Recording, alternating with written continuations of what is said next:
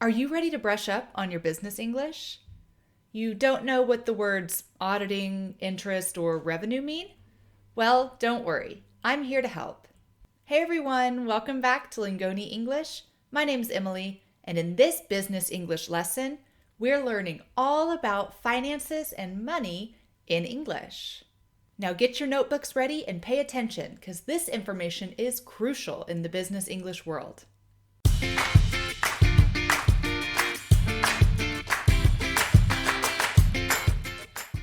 To kick things off, why don't we start out with some fundamental financial terms?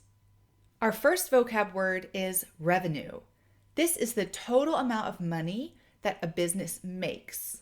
The company's new marketing strategy led to an overall increase in revenue in the last quarter. Profit is our next term, and profit is the financial gain after you subtract all of the expenses from a company's revenue.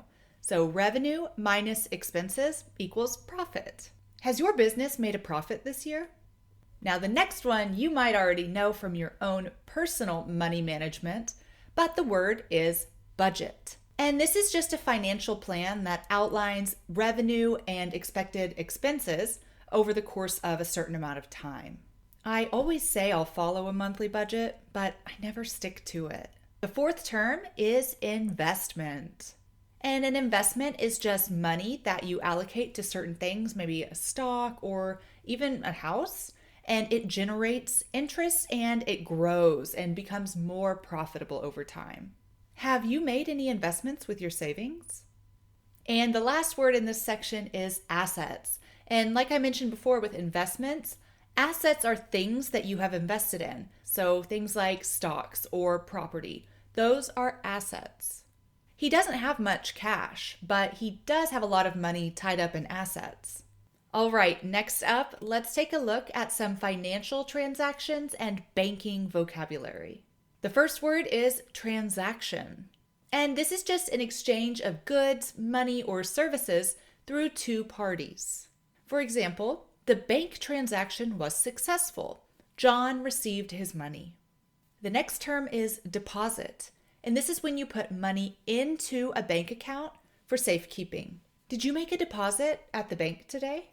And the opposite of deposit is withdrawal. Withdrawal.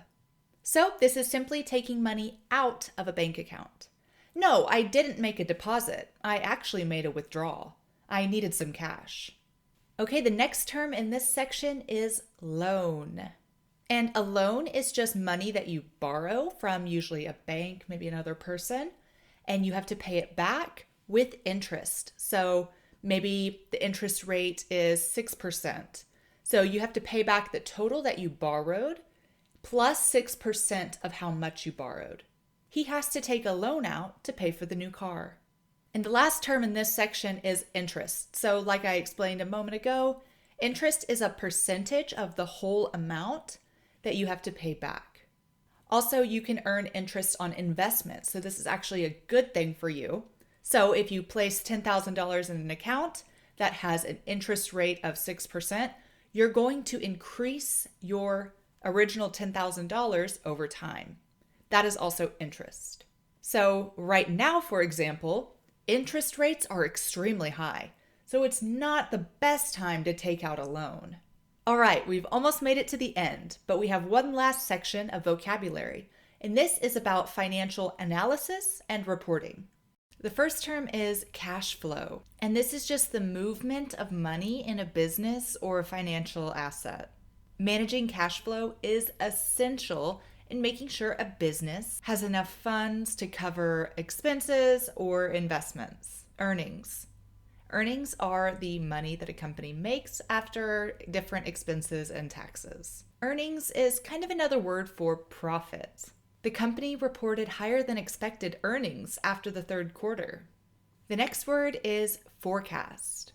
And just like with a weather forecast where you're predicting what the weather will be like, a financial forecast is how you predict the future financial situation to be. The business forecasted a 10% growth for next year. They based this on different market trends and consumer reports. Okay, the last vocab term is a really important one. Auditing. This is when the IRS, or the people who are in charge of making sure everyone pays their taxes, will go through financial records and examine the accuracy of them. So the IRS audited the company last year and found no problems. The auditing team thoroughly examined the financial records of the company to ensure that everything was in its place. And if you see something that's not adding up all the way, you can say that is a discrepancy. A discrepancy. Discrepancies are not only for financial situations, but that's the word you would use if you do come across a problem while you're auditing.